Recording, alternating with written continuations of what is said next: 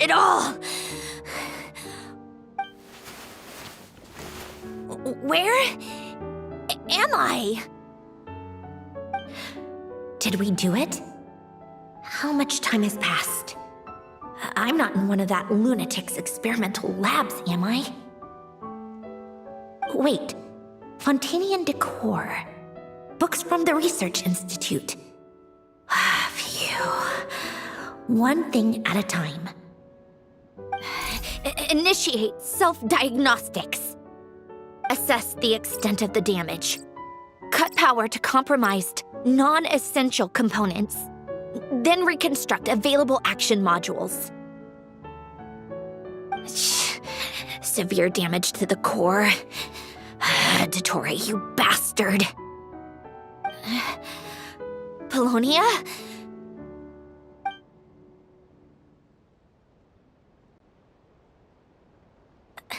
Polonia, wake up! Activate!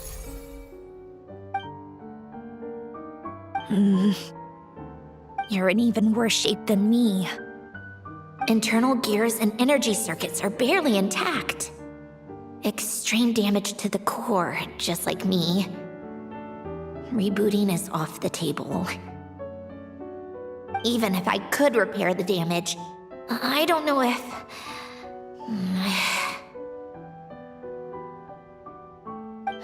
You used up all your critical energy in those final moments, didn't you? To protect the core of that guy in the hat, and the numerological array. Wait, the array. Yes!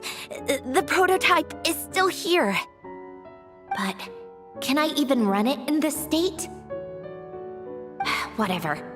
I have to try. I just need to confirm one thing. Activate the numerological array. Connect the computing core to my body. Just like I thought. It needs too much computing power.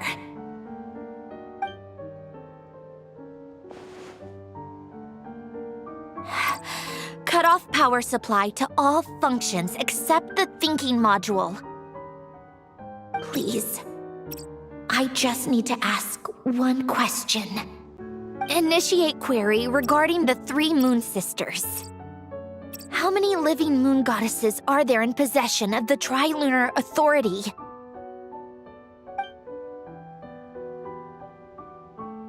One.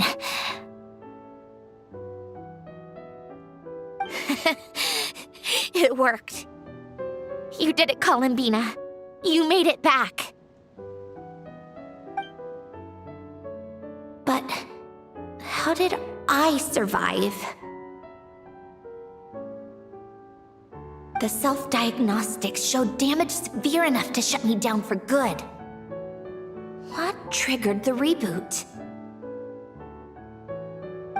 Huh? A built-in message? Only visible after a core reboot. The final gift. Alen!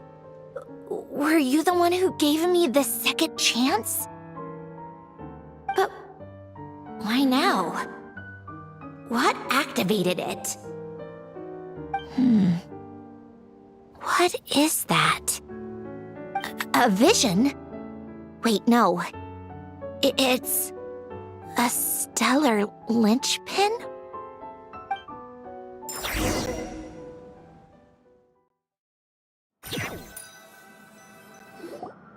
A stellar linchpin?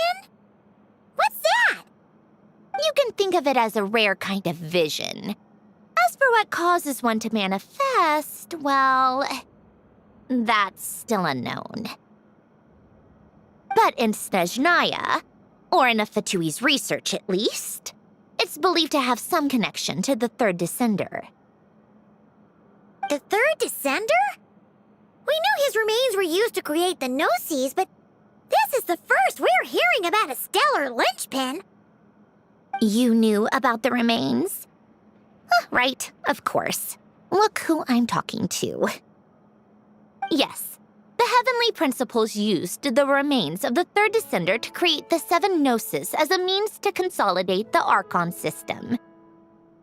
Visions result from that same system, so extrapolating from there, it's clear that the manifestation of a vision is also, to some extent, related to the third descender.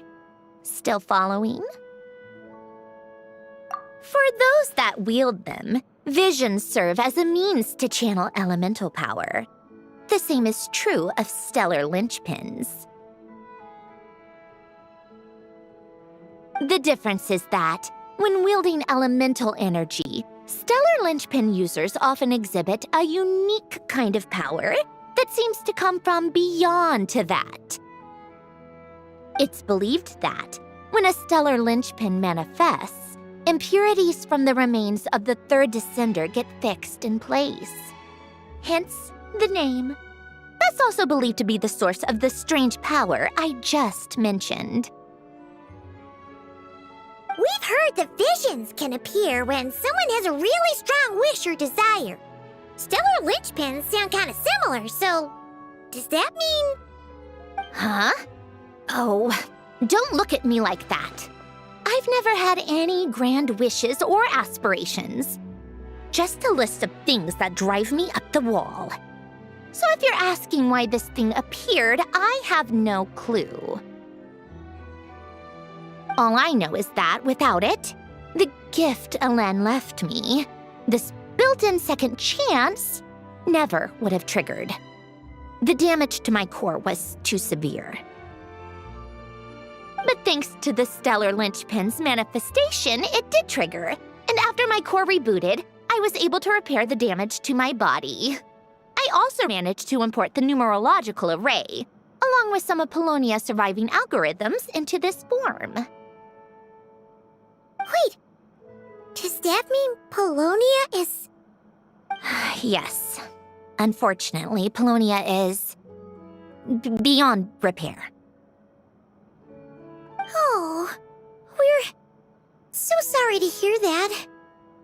But you also mentioned something about a final gift? Yes. Alen often spoke to me about wishes and desires when he was alive. I suppose he thought there might come a day when I wished for something, and was willing to sacrifice my own life to fulfill it. So he left me a chance to start over. No, never. Alen once said I was his proudest masterpiece. That might sound boastful coming from me, but it's also an undeniable fact. After Alen died, I started studying how Polonia and I worked. Polonia is essentially a computational machine, so it wasn't difficult to figure out the mechanical principles there. But when it came to my own structure, that's when Alen, the Lord Artificer's true greatness, struck me once again. I attempted to imitate it when I created Catherine, but in the end, she turned out to be nothing more than a superficial replica. What? But his creation skill, Catherine, is super impressive. We were shocked when we first found out she was a puppet. No, she's nothing compared to what Alen was able to create. Some of the mechanical principles of my own core are still a complete mystery to me. Keeping that gift hidden wasn't even a challenge for him. Just a shame I had to waste it on fighting Dottore. I just couldn't stand the thought of him coming out on top. Huh, if you put it that way, the world owes me a whole lot then, doesn't it? Wait, but all this still doesn't explain what you're doing here. Risley said you rented the ship and even had some kind of fishing permit? That's because I'm trying to go back to the place Alen and I lived when he was alive. My former home, I suppose you could say. The second chance wasn't the only part of the gift. According to the message, Alen left me a few other things that are stored in the house we shared together. I'm hoping that whatever he left me can help fix certain anomalies in my rebooted core. and help me understand why I received a stellar linchpin in the first place. Okay, so go back then. What does that have to do with fishing? And to think I'm talking to the saviors of Fontaine. Did you forget that the water levels have been rising for centuries? I can't just go back to the place I used to live because now it's underwater. Oh, right. With the rising water levels and changes in terrain, it's not just a matter of finding where it is, but also clearing away any sediment or debris. But Fontaine law prohibits unauthorized individuals and organizations from excavating underwater ruins. A Melazine caught me the minute I even made an attempt. Why not apply for authorization then? And face the endless slog of Fontainian bureaucracy. No thanks. Besides, I'm a Fatui harbinger. The diplomatic implications alone would be enough to give the gestionnaires at the Palais Mermonia a headache. A fishing permit, on the other hand, isn't difficult to obtain at all. Minimal paperwork required, and under the name Guillotin, the application was a cinch. So you're exploiting a legal loophole? Am I? That underwater home belongs to me. If I happen to chance upon it while doing some fishing, what's the issue with that? Of course, I do have to catch some fish to put in the aquarium, just in case the gestionnaires come to check up on things. That's also the reason I hired someone to man the front desk.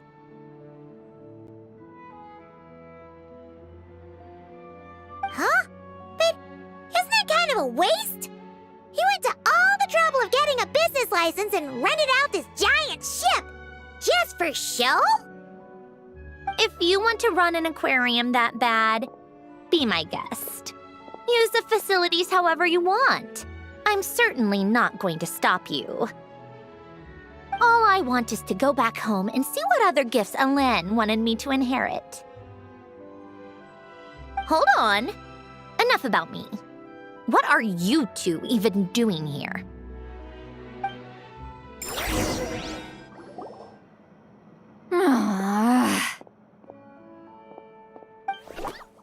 Seriously? They've been in there forever. The reaction when they saw each other was strange, to say the least. You're lucky I was nice enough to leave the room and give them some space. Back in the Masters of the Nightwind, I'm the one who gets to kick people out. I just want to know what they're talking about. Should I cast a little eavesdropping spell? Oh, no, what am I thinking? I'm Granny Eastley, the great shaman of the Masters of the Nightwind. I can't do something like that. This is just ridiculous. Making me wait out here for so long? Where's their respect for their elders? Oh, here they are. Were you back there arguing or something? What took you so long? The two of you are already acquainted with Miss Guillotin, then? Oh, yep. But don't worry, we got everything sorted. Sandrone agreed to let us shoot on the ship, but it has to be when she's not here. When she's not here? That's right. You'll excuse me if I didn't exactly ask for this little reunion. I wasn't planning on seeing anyone. Like I said, my core is severely damaged. Even with the gift, there are anomalies that are making things unstable. I don't even know if I can continue to function without issues. So the priority is to fix these anomalies and get answers to my own questions. Then, I can see the people that need seeing. Anyway, just let Sandrone know when you plan to film Xavier, and she'll, steer clear. I do hope I'm not causing Miss Guillotin too much trouble. profile for her own, complicated reasons. She doesn't want anyone else to know she's here. Understood. I'll be sure to keep that in mind. Oh, and see Lolly? Huh? You mean Miss Gyotan? What does she want? Oh, please don't let it be about the pajamas. What? The 7th of the Fatui Harbingers? Why are you telling me all this? I asked the traveler about you, and I've decided it's best to be open in this instance. I can understand if you would rather not work for a harbinger. Regardless, the room on the ship is yours to keep. You're an acquaintance of the traveler, and I plan to honor that. Wait, she's actually nice? It's not a problem. The captain also worked for the Fatui, and he helped Natlan a great deal. We know that there are good people among your ranks. Besides, I've been around long enough to know what it means to earn one's keep. This isn't Natlan, and I don't expect special treatment. Besides, sitting at a desk isn't exactly back-breaking work. I appreciate that perspective, great shaman. Seat Lolly. Just call me Seat Lolly. That title makes me sound so... old. Well, Seat Lolly, the traveler and I are looking for something, so we'll be heading underwater together soon. I'll leave the ship in your care while we're gone. Together? How often? Not too often. We're heading out in a bit, but I'll be available if you need something. You couldn't, go alone? I wanted to, but he was concerned about my physical well-being, so he offered to come with. Guess my mental well-being means nothing then. Huh?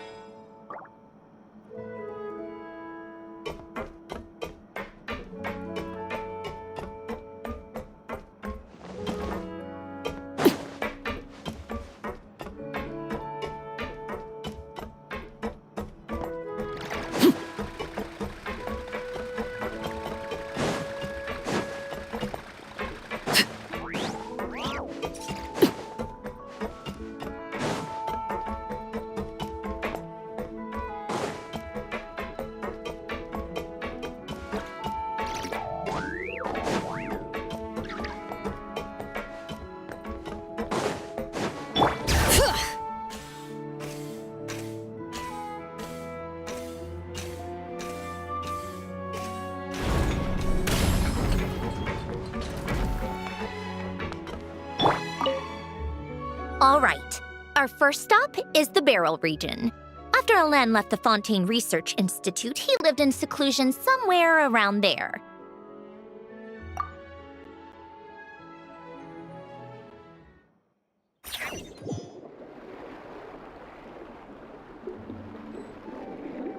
Huh. This place has changed a lot. Guess I really have been gone for a long time. Let's look around and see what we can learn. Oh, and don't forget to catch a few to take back. We need to keep up appearances, remember?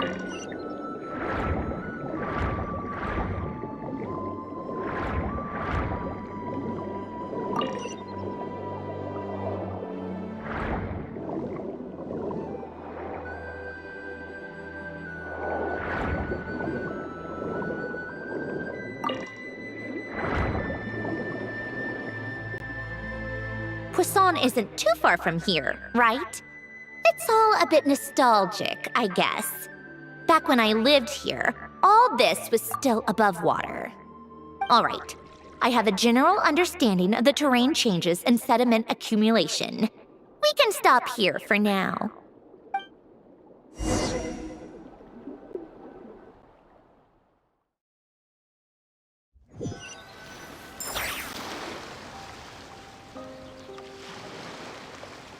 went smoother than expected.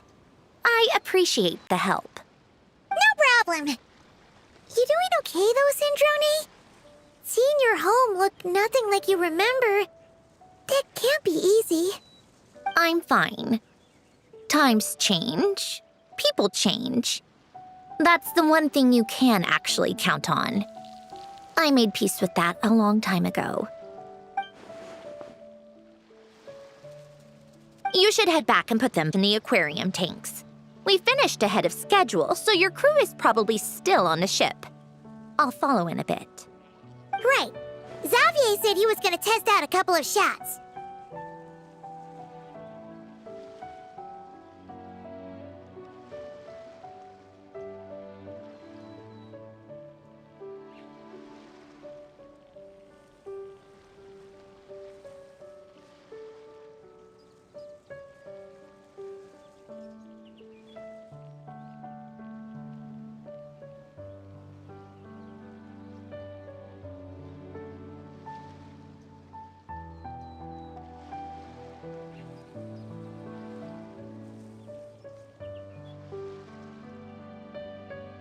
I'm sure.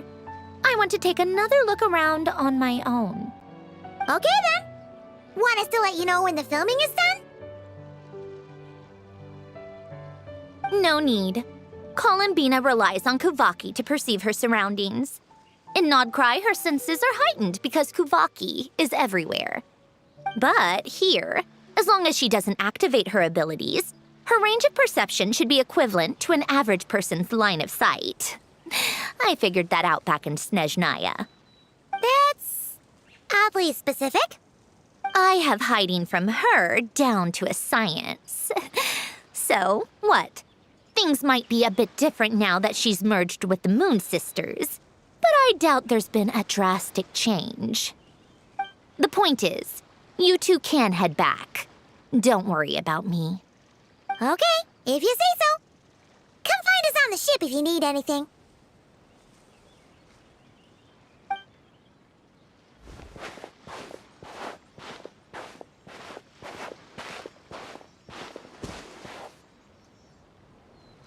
What did you leave for me, Ellen? Did you know I would come back? Or did you make it so I would have to?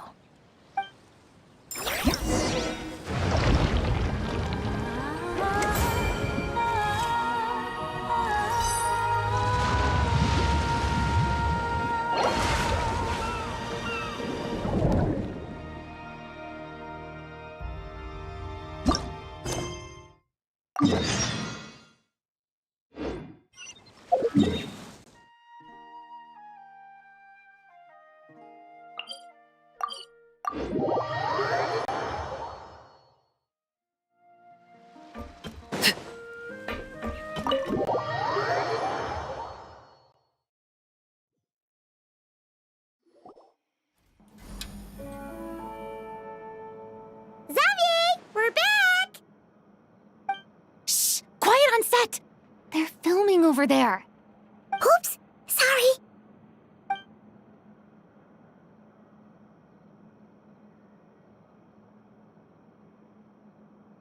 What's your take, Detective?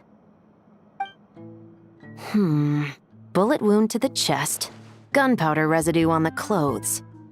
The victim must have been shot at close range. You think it was someone they knew? Yes. It's possible the suspect arranged for them to meet at this very spot. A reasonable deduction. But you're overlooking a crucial clue. What? The victim's pocket watch is missing. And cut! I think we got it! Good work, everyone!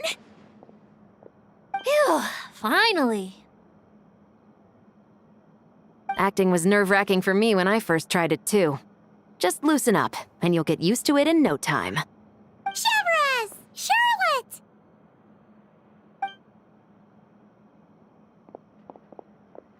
Oh, hello there, you two. You're filming here too? Oh, so Charlotte's crew must have been the one that asked you to help out, huh, Chevres? Yep, They heard about a potential filming location and wanted to come check it out. But when we got here, your crew had already beaten us to it. Luckily, Xavier and our director, Lapine Pauline, go way back. In the end, we agreed to just share each other's filming locations. Considering all the last-minute changes, that's just what Musketeer Pictures needed. For sure! Based off the scene just now, you must be the star of the film, Charlotte! You bet! This detective costume really suits me, don't you think? Oh, for sure. You're already right at home lurking in the shadows taking pictures of this and that. Add a notepad and you're practically method. Thanks, Miss Chiori. I appreciate the compliment. That didn't sound much like a compliment to Paimon. So this is a film set? It looks like a very happy place. This must all be quite new to you, Miss Columbina. Yes. I watched a few films with a friend once, but she thought there was no point if I wouldn't open my eyes. So she stopped inviting me. Looks like I missed out on a lot. True, but being an actor seems like a tough job. Huh? Most people would swap lives with an actor in a heartbeat. The lifestyle is so glamorous, and the pay is more than generous. But they have to act out lives that aren't their own, with the whole world watching on in judgment. If they don't do it justice, it must feel like they're letting people down. That's exactly how it feels. This young lady has quite the unique perspective. Well, that's true. But these actors are here because they want to be and they think it's fun. Most of them, at least. Not to mention, the film we're shooting is based entirely on you, Miss Columbina. You just need to be true to yourself. I don't have to pretend to be someone I'm not? Not at all. Authenticity is what we're after. For example, this first scene opens with you on the boat, sailing to your friend's homeland. You just need to think about that moment in the story and picture how you would feel. Oh, okay. We're all here? Wonderful! Let's head to the deck and get shooting. Oh, and this is for you, dear Paimon, your clapperboard. Whoa! Is this the same one Paimon used for the Two Musketeers? The very same. I saved it just for you. Thanks, Xavier! Feels like being reunited with an old friend. Of course! That said, I have a different job in mind for you this time, traveler. Our film is focusing on a single protagonist, so conveying the subtle changes in her state of mind is of the utmost importance. In addition to the actor's own performance, another way we can convey that is through lighting. Huh? But there's already a lighting specialist, isn't there? Yes, but it's clear the Traveler and Miss Columbina share a deep bond. You might have a better chance of understanding her frame of mind in certain scenes. Oh, that makes sense. So, what do you say? Willing to take on the role of lighting specialist?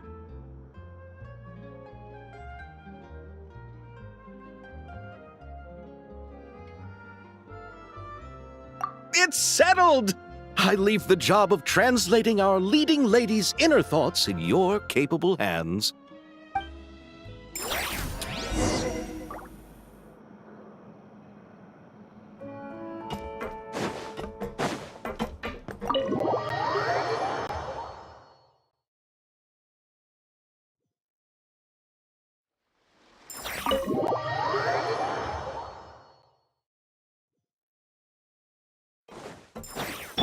Bring it!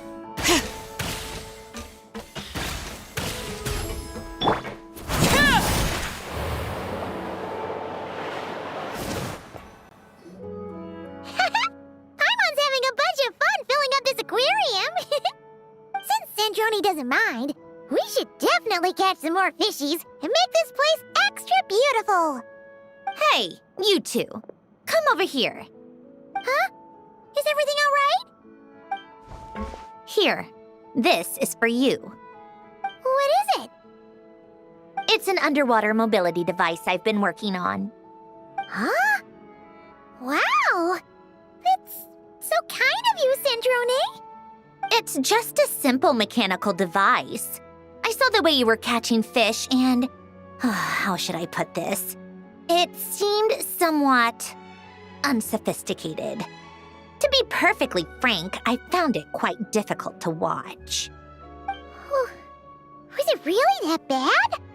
It was inefficient, unskilled, and completely and utterly inelegant. No need to apologize. Everyone has their own ways of doing things. But seeing as you plan to keep adding to the aquarium, it might be best if you use this device. The waters of Fontaine are home to more than just harmless ornamental fish. There are plenty of predators who could do you some real harm. This device will not only help you fish, it'll also help you flee. All right. Oh, and if you're going for a swim, go now. And don't forget to tell me what you think of the device. I can always make more adjustments if you have any feedback.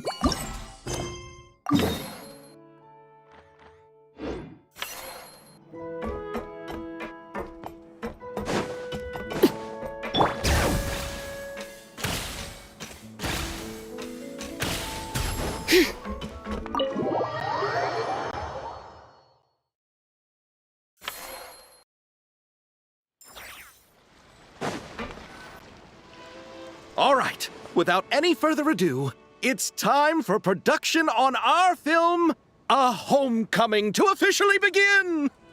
Turning it over to you once again, Director Farina. All right. Positions, everyone!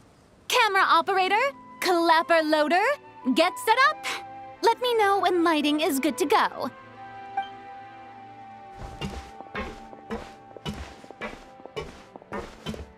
All you need to worry about, Miss Columbina, is hitting your mark. Other than that, Just focus on immersing yourself in the emotions of the moment. Okay. Good. Lighting, are we ready?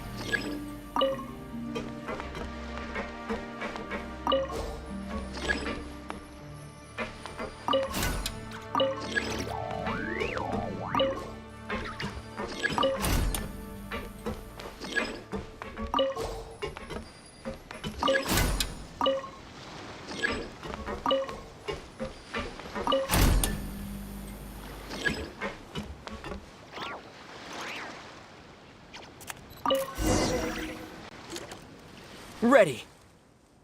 All right, quiet on set. 3, 2, 1, action! This is her homeland. Columbina. Cut! The emotions I'm looking for were definitely there. Let's just try to keep it a bit more natural. Oh, but definitely keep that gesture at the end. I loved how real it felt. You looked genuinely moved. All right, if you're ready, let's go for another take. Miss Columbina? That presence. It kind of felt like... Sandrone?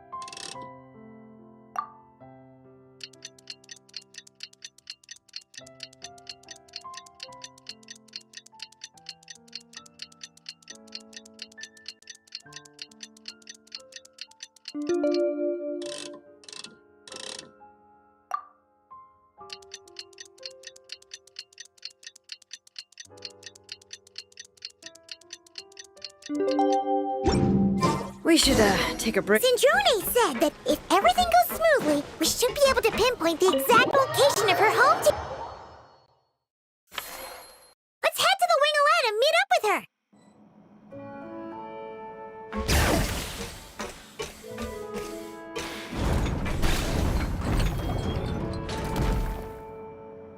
Ah, you're here. We should get going then. Xavier and the others should be filming soon. How's it going? Have you managed to figure out the location of your home yet? I've narrowed down a few potential locations. We just need to take a sample from each one. Once the equipment analyzes them, we should know the exact location and where to find the entrance. Great! We should get started then.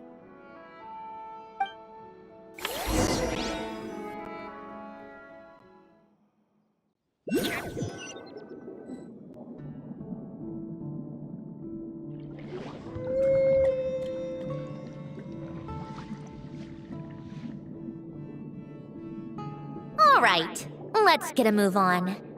That should do it. Let's head back. The filming should be just about done. We made good time.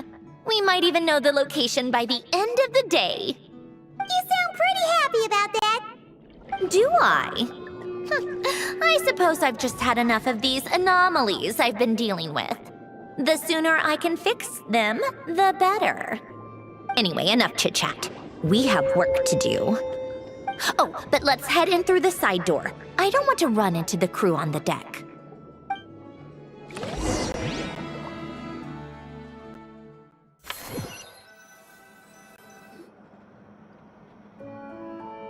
All right, now we just need to wait for the results. Since we have some time to kill, I suppose I might as well see how this aquarium of yours is coming along. You seemed quite enthusiastic about it, after all. It's really coming together!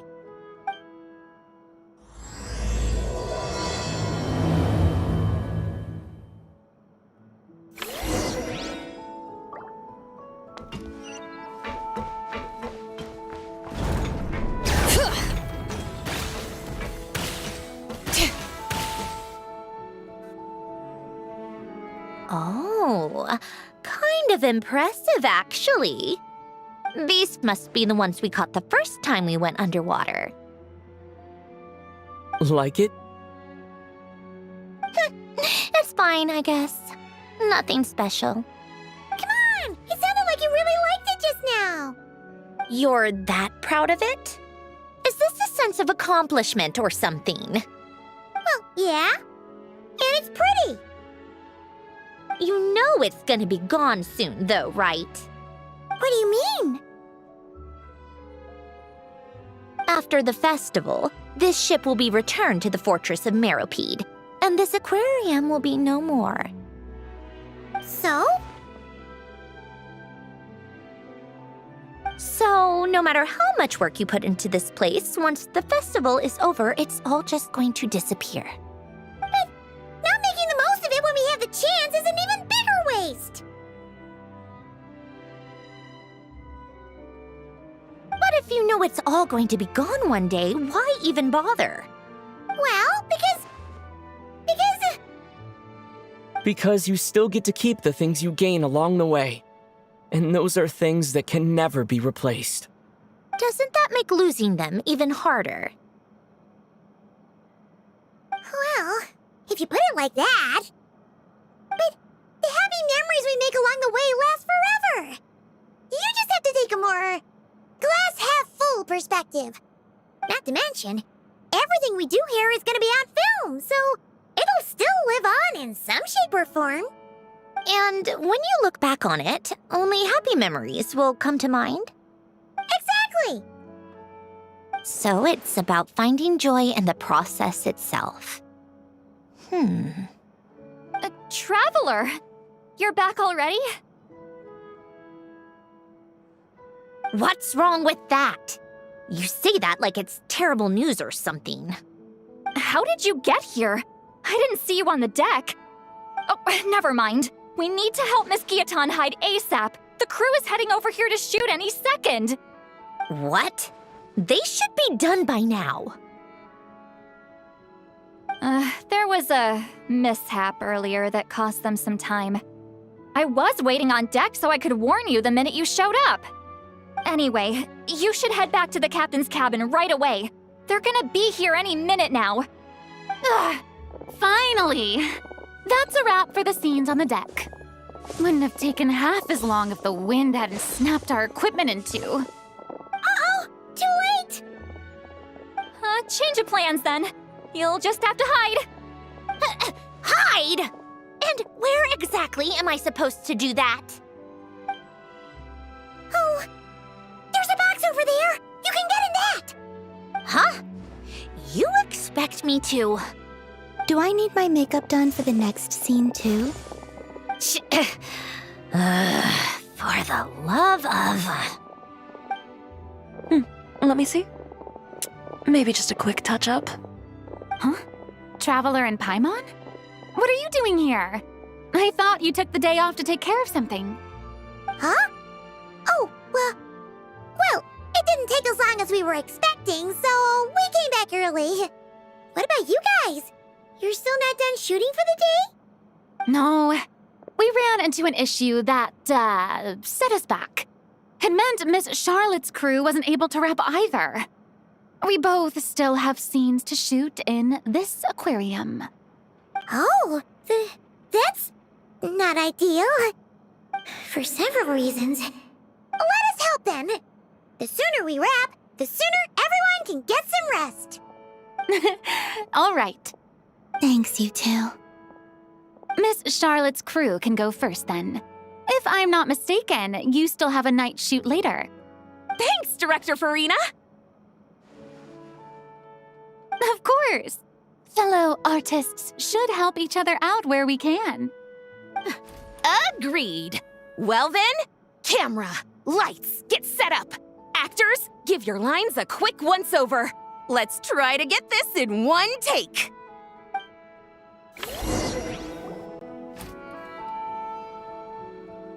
All right, places, everyone! And 3, 2, 1, action! So, the story ends like this. But when Duke Saint Germanus departed, he clearly said that everything was beyond redemption. Huh? That sounds familiar. Wait, it's from that novel I came across while researching the numerological array. He's only a genius when it comes to mechanics, and everything else, he's just an ordinary person. Huh? What was that noise? Whatever, I'll just fix it in post. Miss Jacoba, please don't speak as if I were the accomplice. Not so hard. This box isn't sturdy enough for that. This is why I keep saying, don't put too much trust in Clockwork Mecha. Unlike humans, machines don't have a heart. A heart? That's right. It's what's on the inside. It's also referred to as someone's soul, or likened to free will. You can think of it as a person's core, what makes them unique. In general, though, people don't believe machines are capable of having a soul. You said my emotion module was faultless. It is, but that's not quite the same thing. Do you think I have one then? A heart? I don't think so. I know so. The question is, do you recognize it within yourself? That's where you're wrong.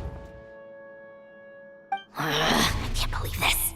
Forcing me to hide in a box and listen to this drivel. Me. In the end, clocks tick through tranquil years. Fish swim in crystalline springs. No matter how grand a dream is, it will fade away like this. Forlorn, wordless, silent. And cut. That was a long one. What did you think?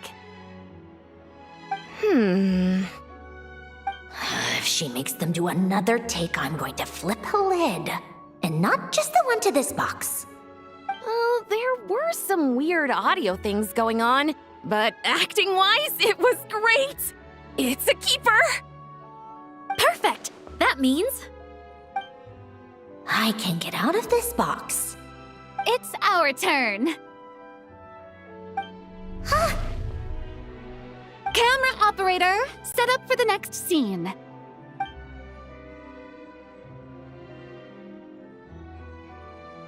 In this one, our protagonist peruses an aquarium in a foreign land and gets swept up in memories of her friend. So, in terms of lighting, that's the vibe we're going for. Got that? Shoot, Paimon thought there'd be a break and Sandrone could slip away. What are we gonna do now?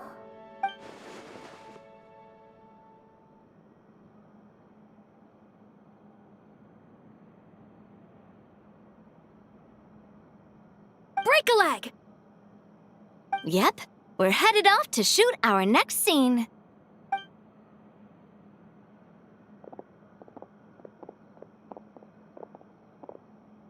All right, quiet on set. We're about to start rolling.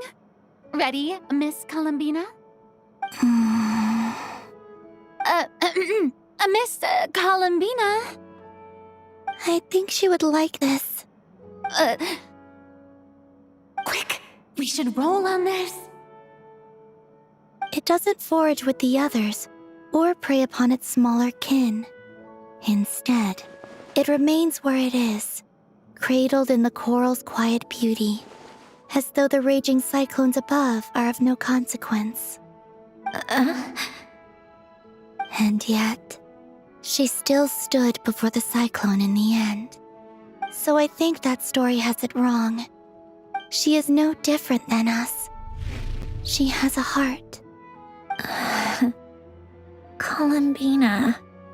Hmm?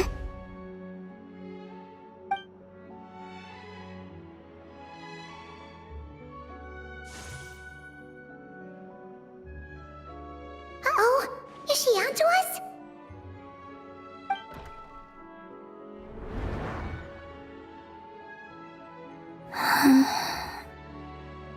What is she doing? Cut! You okay, Columbina?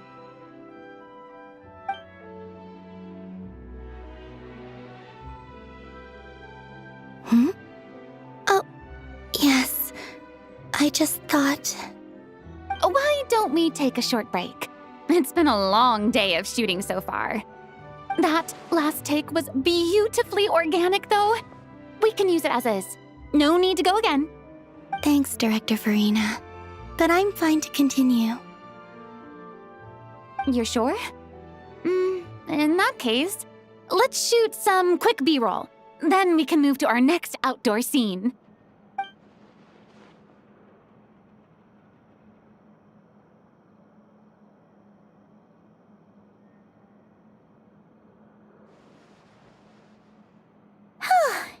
We're in the clear this time.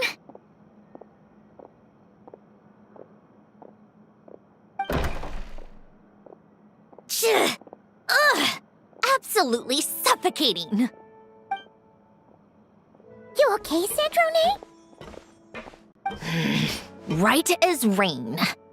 Come on, let's go check the test results. It's time for me to go home.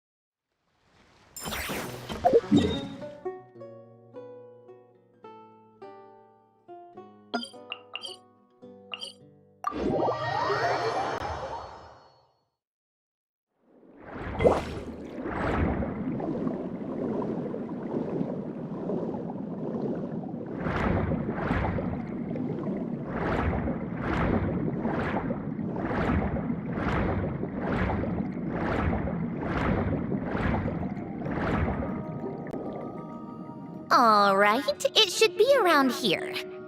Give me some space. I'll activate the water insulating mechanism.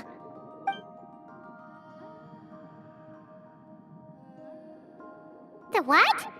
Alain, much like Renee, had long predicted that the water levels in Fontaine would rise. Thanks to his expertise in mechanics, he was able to implement a few simple measures to protect our home from flooding. I told him there was no need, that I would just move when the water rose too high. But it would seem he knew a day like this would come.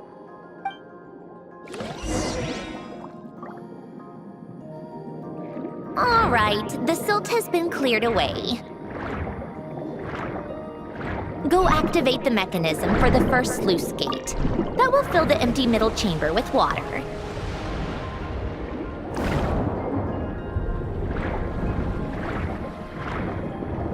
All right, now turn on the drainage mechanism in front of the second sluice gate, and this chamber will become empty once again.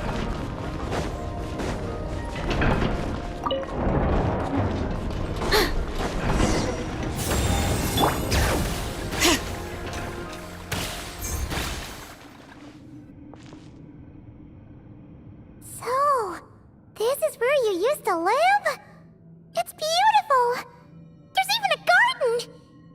when I lived here, it was my job to tend to the potted plants and flower beds. Still growing strong even after all this time. Who would have thought? If the weather was nice, I would take Alen out in his wheelchair and we would go for a walk. Before long, we started bringing Polonia along too. Come to think of it, I was the only one who could get around easily back then. Polonia always got stuck at some point, and it was up to me to launch a rescue mission. Happy? I suppose they were. Uneventful, but pleasant. Repetitive, but peaceful. It was like living in a world where time didn't exist. Of course, that was all just an illusion. Death still awaits all of us at the end. Oh. All right, enough standing around. Let's head inside.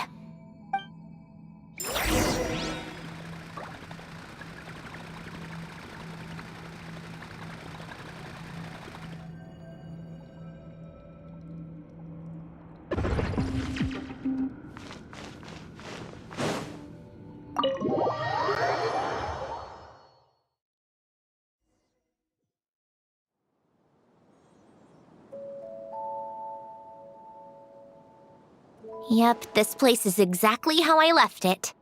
Nothing has changed. What is it? Huh? How did you get... Oh, Arlecchino gave it to you, didn't she? And you... read the whole thing. Just so you know, a lot of that was written a long time ago. At that very desk, to be exact. Anyway, since you've already read it, you should just hold on to it. I can always start a new one. Well, feel free to look around. I'm going to start looking for the gift Alen mentioned. Oh, but be careful with the stuff around here. I'm not saying you can't touch anything. Just try not to choke on the dust. Old notes.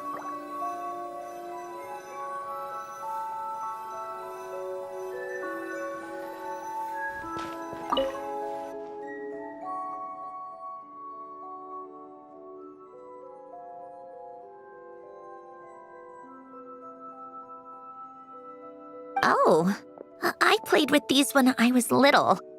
During the first few months after I was created, I mean. At first, Alen and I would play together, but it didn't take long for me to become unbeatable. So, Polonia and I played together instead. Yeah, these don't look like Paimon's kind of games. Logic and math puzzles? Those happen to be my specialty. It's been so long. What do you say? Should we play a few rounds? Let's go with this one. The gears on the left are stacked from largest to smallest. The goal is to move them to the other side in the fewest number of moves. Just remember, you can't stack a bigger gear on top of a smaller one.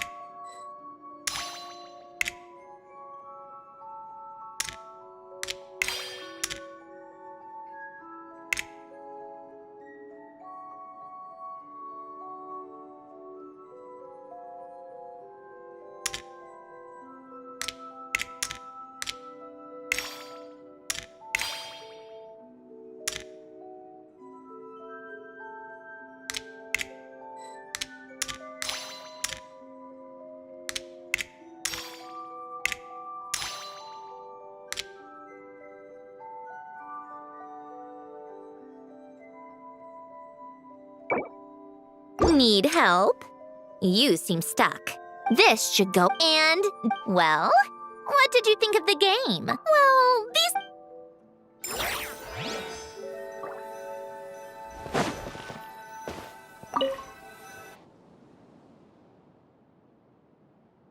Oh, these are some of Alen's drafts from his later years. Just casual doodles, really. And these are just some unimportant letters. I couldn't be bothered to sort through them before I left.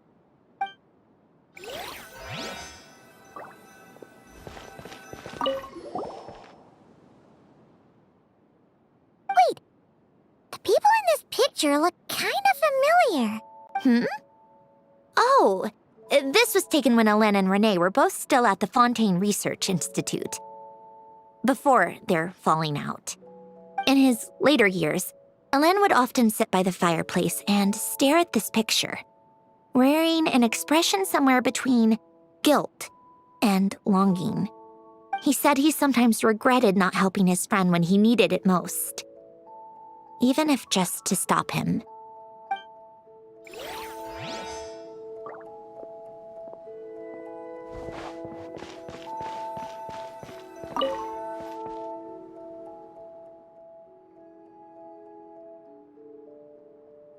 This was Alen's workbench. Later on, of course, it became mine. It's where both Polonia and I were brought to life. Before Alen was bedbound, this is where he would teach me about mechanics.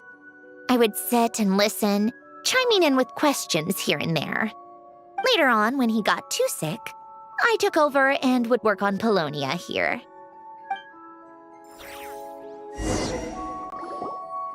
Wow! This house is filled with so many memories! It's so cozy and charming! You should have seen it in its prime, when people actually lived here. A lit fireplace, a steaming cup of coffee. That's the real deal. You know, we also used to have a mechanical piano that Alen built. Oh, how chic! Alen never played it much. He probably wasn't able to at that point. But I managed to teach myself. Music theory is essentially math after all. Once you learn the patterns, it's not really that difficult. I loved perusing Alen's collection of classical music. The chords and harmonies felt like individual mathematical puzzles. It was fascinating. So I did some composing as well.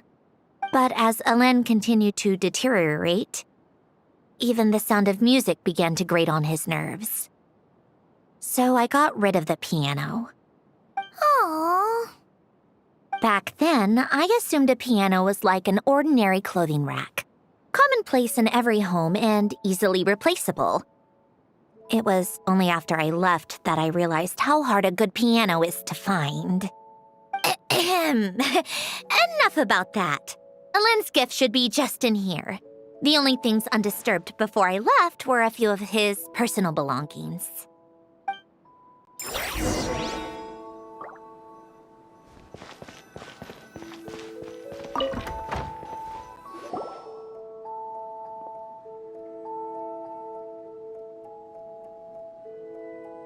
Wait, there's a hidden compartment at the back of this box.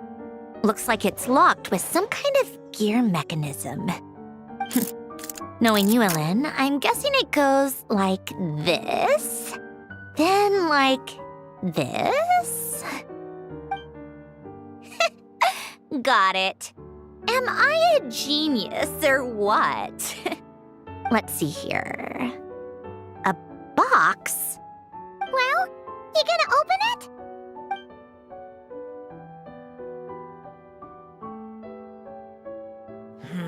It's heavier than I was expecting.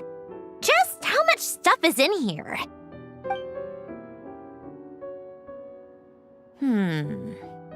A letter? And a bunch of junk underneath it. None of it seems that important. Wait a second. This should be it. Oh, a cube? It's a multidimensional algorithmic core. Alen would use it to store information. Only Polonia and I have access. All right, I'll start looking into the core and the letter. Feel free to go through the rest of the stuff and see if there's anything useful.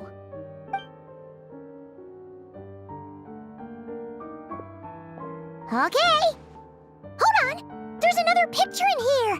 This one has writing on the back. A snapshot of you playing among the plants shortly after you were born. You seem to like these flowers a lot. May you grow and flourish just as they do. Huh? Wow! Look how happy you are in this picture. You've changed a lot since then, huh?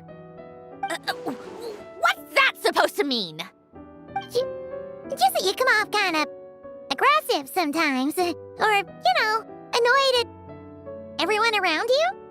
Well then, people should stop being so annoying. It's not like I'm the one with the problem. Of course not. Oh, here's something else. Looks like a piece of paper torn out from somewhere.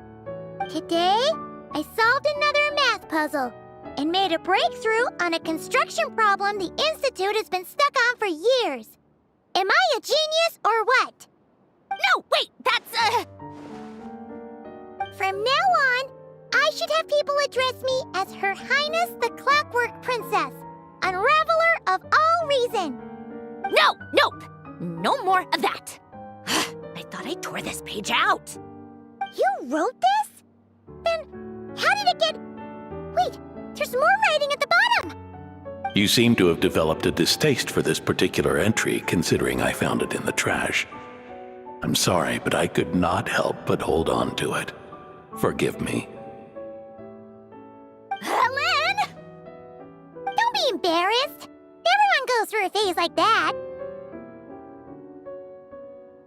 Nonsense. I wasn't even the one who wrote that. It must have been Polonia. That's enough. I told you it was Polonia. You know what? We're done with this. No more rifling around in the box. Just put it down and let me read the letter. To my little clockwork princess. Not another word. Got that? If you're reading this, You've most likely received the gift I left for you. I just hope you didn't stumble across all this while cleaning out my effects or something trivial like that. I once asked if there was something you wished for. Do you remember that? I wonder if time has changed your answer. Regardless, I have another gift. A formula that will allow you to come face to face with the anomaly inside of you. If you even still call her that. Why this gift? To understand that, allow me to wax poetic on the soul once again. I would ask you to stick with me until the end, but I know you will. You always have. I believe a person should be born twice over in their lifetime. First, there's the birth that grants us life. Then, the birth of the soul. It's a matter of transforming the life bestowed upon us into the life we choose for ourselves. And to do that, we must look inward. We must make a conscious choice to define the meaning of our life instead of allowing the happenstance of our existence to pass us by. This is the process of recognizing the soul that lives within us. You are my proudest masterpiece. I told you that long ago. But to me, you have never been a creation or a machine. To me, you're just like the rest of us. You have a heart. In fact, some theories think of the human brain as nothing more than a machine, and thought the product of its computations. So you see, perhaps we're not so different after all. Your inner machinery is just far more advanced than most. No matter how one looks at it, the heart is a complex thing, a place where logic and reason collide with our emotions. Your computational capacity allowed you to become sentient and develop logical reasoning, but it also granted you something that, on the surface, might seem contradictory: emotion. Emotions and logic often clash with each other, and those instances of discord can accumulate over time. That is the source of what you refer to as the anomalies within you. As you told me once, you've always known what you don't want, yet you've never wished for anything in particular. Similar to how a blind person can feel when a part of their body is in pain without being able to fully visualize its form, such is your relationship with your soul. So, what I leave you now is this: a formula that will allow you to see the shape of your soul. For if you want to protect your heart, you must first be able to recognize it within yourself. Of course. Whether you use it is entirely up to you. You are, and always have been, free to do as you wish. Regardless, whether by my formula or some other means, I trust you will know your heart one day. You always were a fast learner, and the smartest person I've ever known. Ellen. Oh.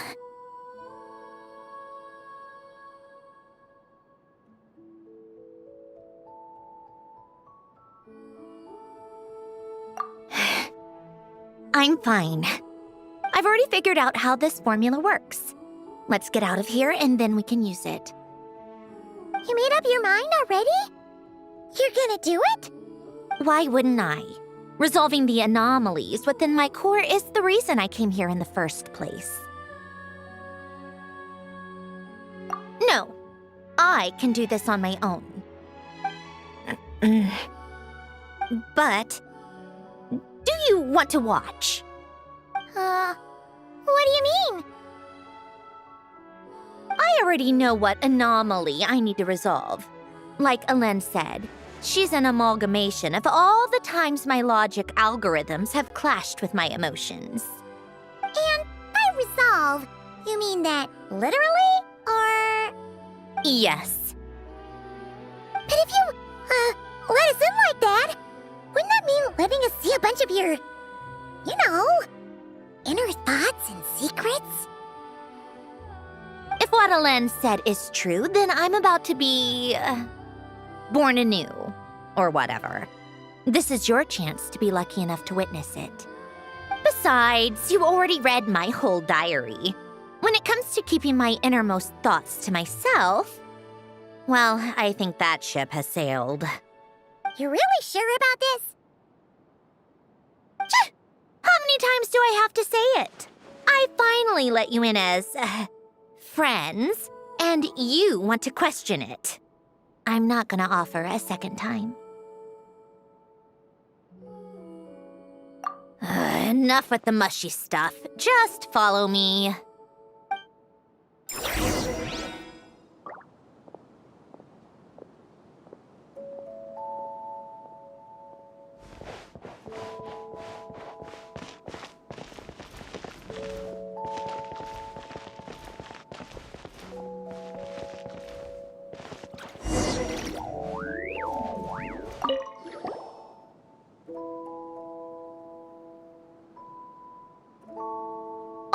Right. With the numerological array, I can construct a simple formula that will allow you to experience what I see and hear in real time.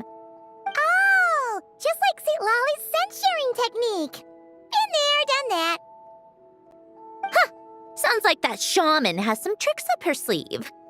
The arcane and the mathematical are both fundamental laws of this world. Being able to achieve a similar result through both isn't surprising. Anyway, let's get this show on the road. But no comments from the peanut gallery, okay? I know I offered, but I still don't want any interruptions.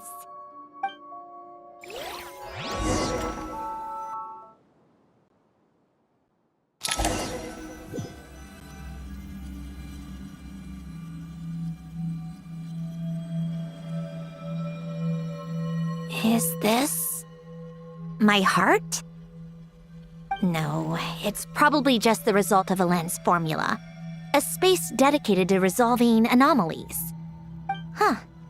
But it looks like the walls are all mirrors? You made it. About time. Is that me? From the past? You just spoke of anomalies. Well, here I am. What happens when emotion contradicts reason? Shall we sit down and talk?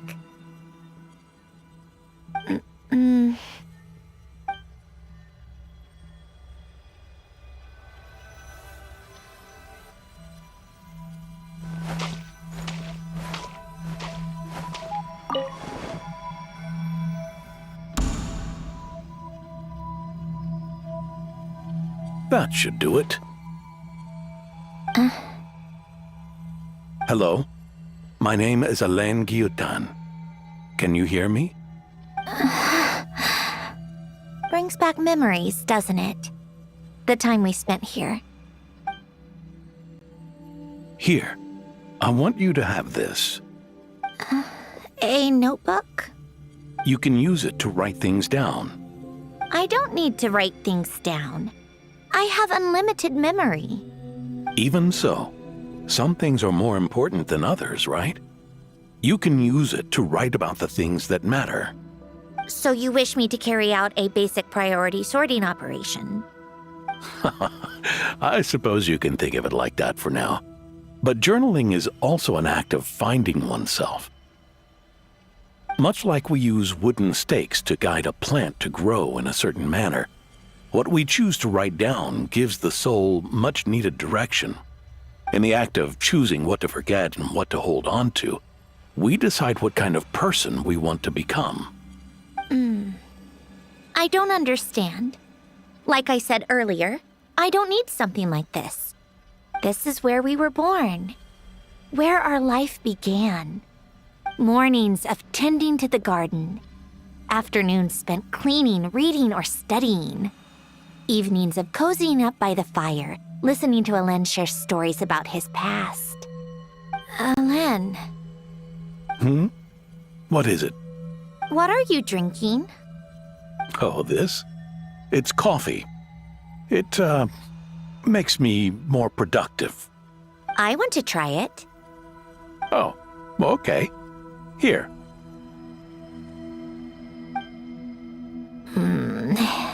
Bitter. Speaking of, why did you design me with senses? Taste, smell, touch. Well, I'm not quite sure. It just felt like the right thing to do. I suppose I hoped you might have a life of your own one day, and that you deserve to experience all life has to offer.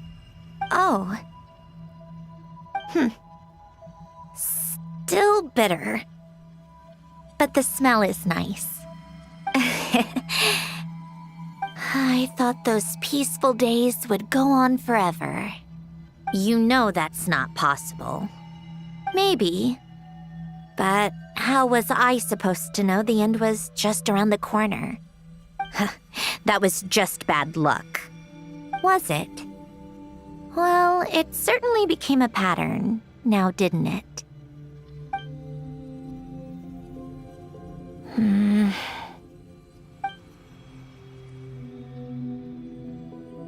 Over time, one of the habits we picked up from Elen was a love of coffee. We even took to hosting tea parties. A machine acting like a human. Kind of laughable, right? I suppose that's just what I'm used to. Yeah, that's just what we're used to. Hey, this place isn't half bad. Great spot for a party. More and more people seem to be showing up to my tea parties uninvited. Anyone care to explain? Can you blame me? I saw Columbina leading Capitano somewhere, and I had to see what that was about. I had simply asked Columbina where I might find Arlecchino. I have business to discuss with her, and Columbina suggested looking here. Tartaglia and I were unaware that this was a private gathering. Apologies for the intrusion.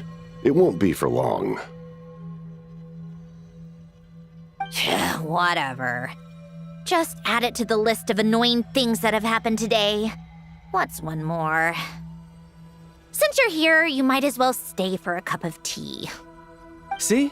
Told you she wouldn't mind. Much obliged, Sandrone. Well, look who we have here.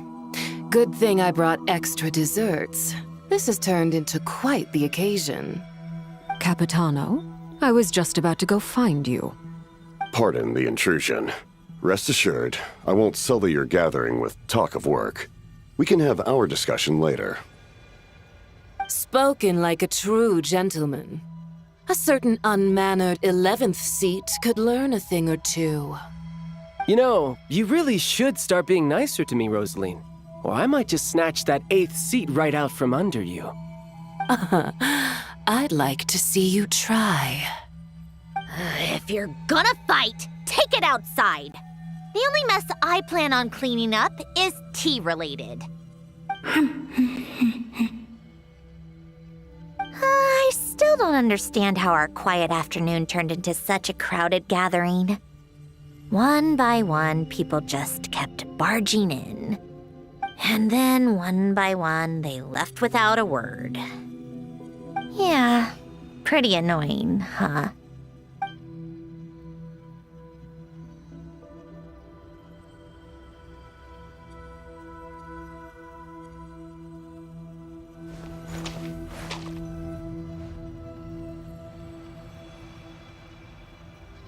Of all my days with the Fatui, the times I spent with you, Arlecchino, and Rosaline, they were my favorite. Goodbye, Sandrone.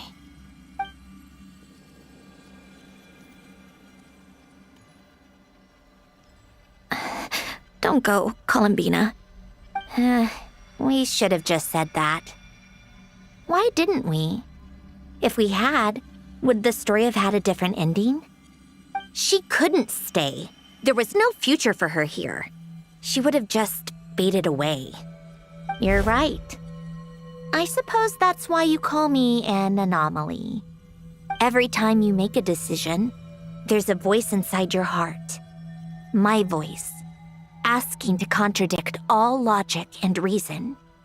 Why didn't we make her stay? Is it worse to fight for something just to lose it? Or not to have fought at all? Don't you find it unfair? One by one, we keep losing the things we care about the most. But in the end, whether I want to fight for something or cry over all we've lost, you just push it down and pretend not to hear.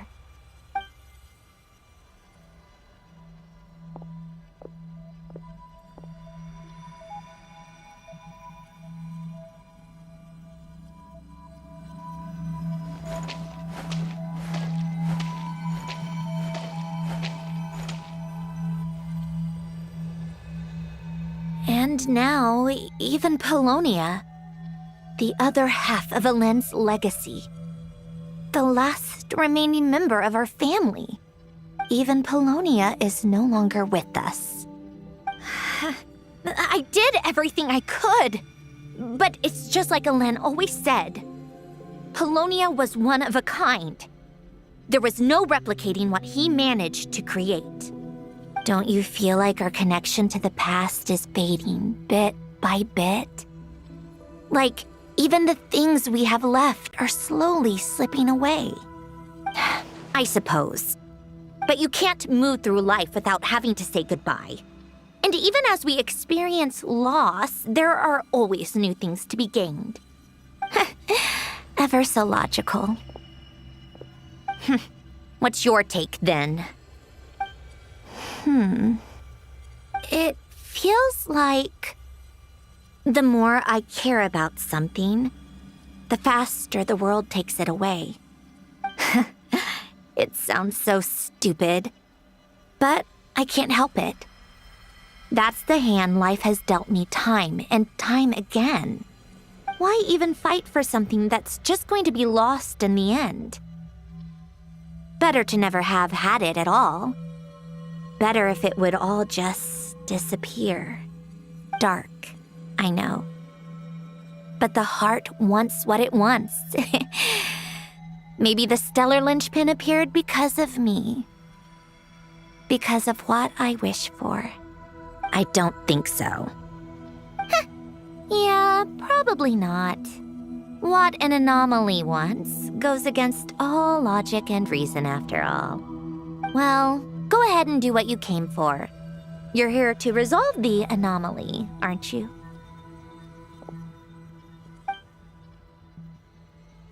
Yes. What's it gonna be? Keeping me imprisoned here like before? Or eliminating me entirely, like debugging a code? That might actually be a mercy. I don't care. I just don't want to experience the pain of loss ever again. Go ahead. I'm ready.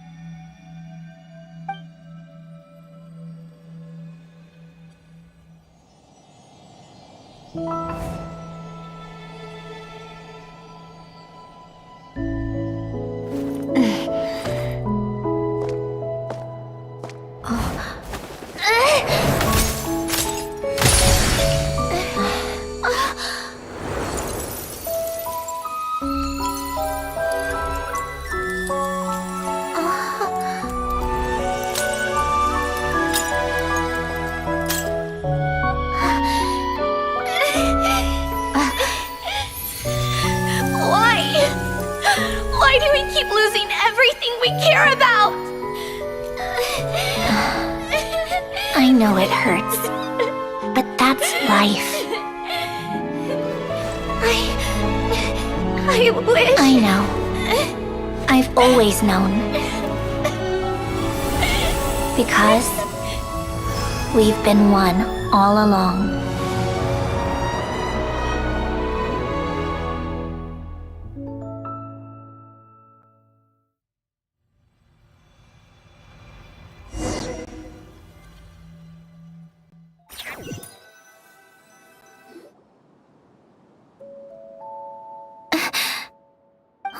Sandrone?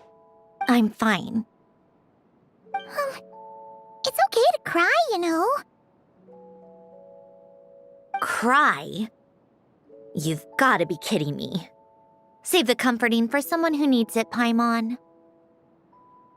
The emotional side of my core algorithm.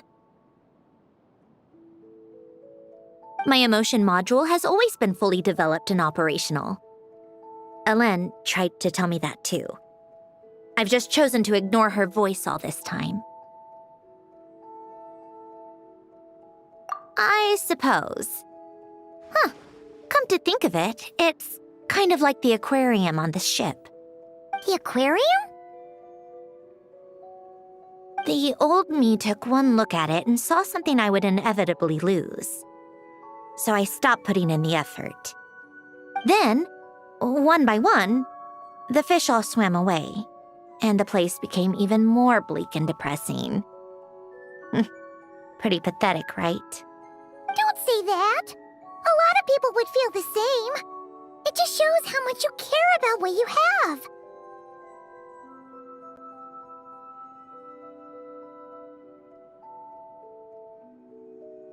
Now? After seeing what you've done with the aquarium, I have to admit, I think it's beautiful. It's like you said, we get to keep the things we gain along the way. And those are things that can never be replaced, because we choose to hold them in our hearts. Well said. Besides, I've already died once. I'd be stupid not to make the most of this second chance.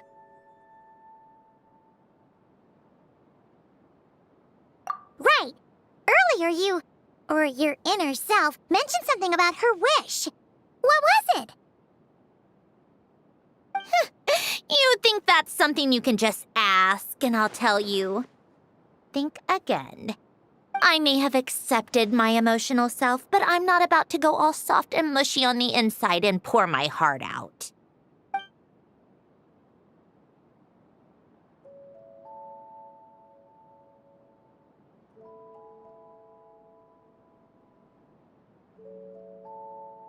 That said, taking a step in the right direction couldn't hurt. Starting with cleaning some old aquarium tanks of my own. Huh? Metaphorically speaking, I mean. Come on, let's head back to the ship. I need to talk to that shaman.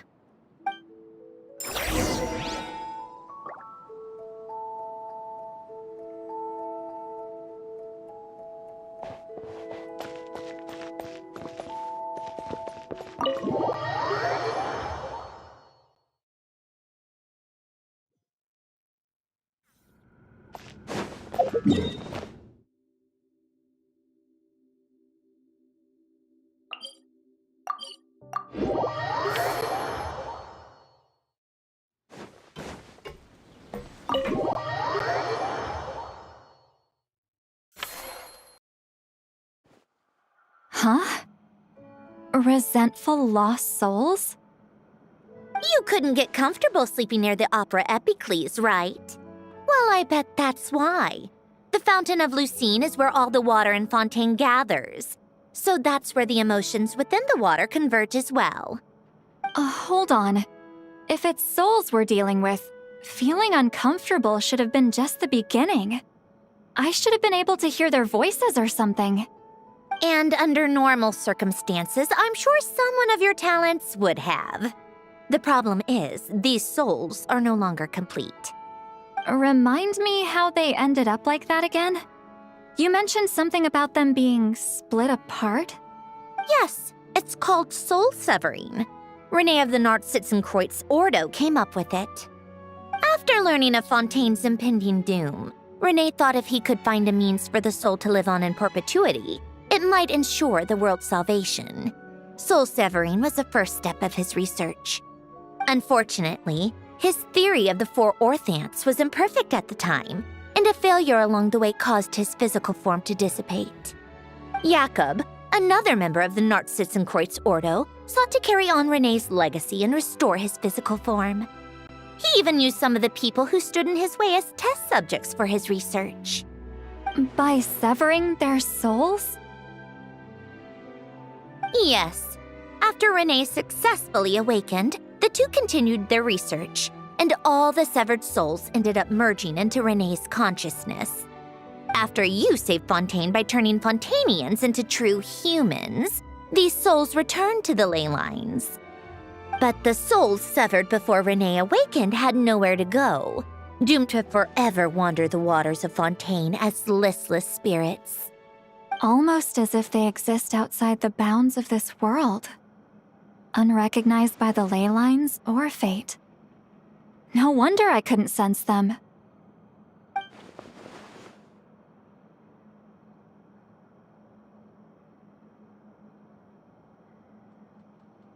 Not only that, but over time, they began to fuse with other entities. Their inner resentment lured in all sorts of evil beings, which corrupted and defiled them into nothing more than accumulations of filth. But the full transformation must have been recent. Otherwise, the Udex surely would have noticed. Wait, no, he must know already. That would explain the underwater Melazine patrols. No wonder I kept running into officers from the Mara Chaussee Phantom earlier. In that case, let's go yet, and we can sort it out together. No, not just yet. Why not? For one, the diplomatic castle alone would be a nightmare. Even though I haven't reported back to Snezhnaya yet, I'm not planning to leave the Fatui anytime soon. Besides, with me here, success is a done deal. Involving other people would just complicate things. All I need is for Miss Seatlolly to help pinpoint the location of this monstrosity. Think you can do it? With my eyes closed. This is what I do. I'm a lot better at it than manning a desk, at least. But, how exactly do you plan on resolving this soul stuff? Even to me, there's no obvious answer. Seems pretty complicated, all things considered. Just trust me. I have the perfect solution. Oh, all right. If you're that confident, we'll follow your lead. Why the sudden interest in helping Fontaine with this, Sandrone? You never knew Renee and the others, right? No, I didn't. And you're right. This problem has nothing to do with me. I wouldn't get within 10 feet of the Nartsitzenkreuz Ordo or its members. But in his later years, Elen told me he regretted not helping his best friend when he needed it the most. He also felt sorry towards Marianne for being too lost in his mechanical research to look after her properly. If he were still with us, I think he'd do the same. He might have a few choice words to say about it, but even after everything, he wouldn't leave his friend's mess for someone else to clean up. Friends shouldn't hold grudges or leave behind regrets. Fixing what happened between him and Renee was one of his greatest wishes. All I'm doing is fulfilling it in his stead. You know, you really do seem a little different now. You mean everything that just happened wasn't for nothing? Why, thank you for pointing out the obvious, Paimon.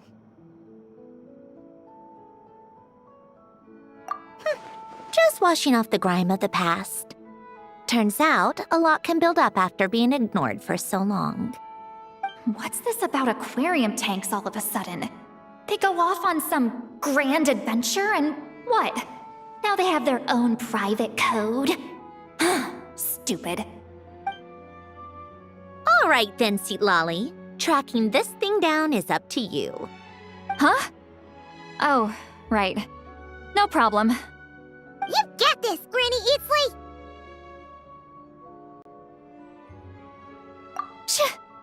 You! Come with me to Hotel de Boer for a drink. Right now!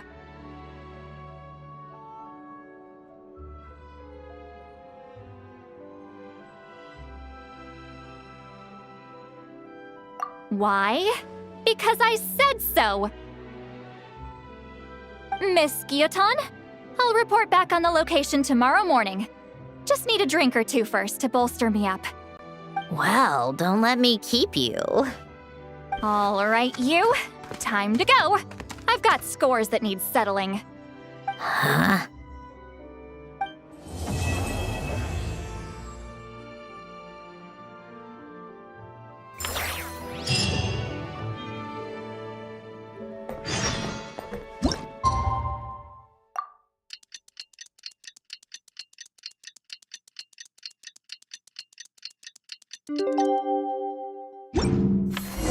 Time to meet up with Sandrone!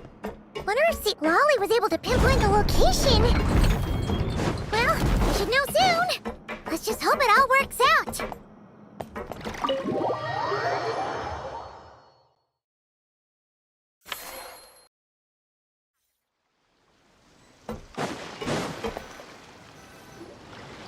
Seatlolly sure drank a lot last night, huh? Good morning. Columbina! Oh, you sure know how to make an entrance. What are you doing here? We just finished filming a last-minute scene, so I came up to get some fresh air. The others are still down below discussing what the final scene should be. You mean, how it should end? Yes, they're torn between whether the heroine should reunite with her old friend or not. that she came to her friend's homeland to search for her, right? Oh, Paimon almost forgot the plot!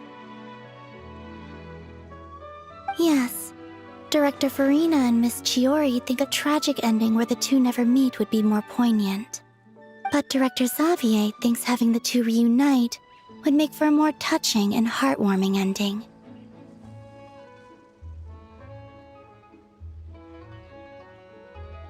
Me?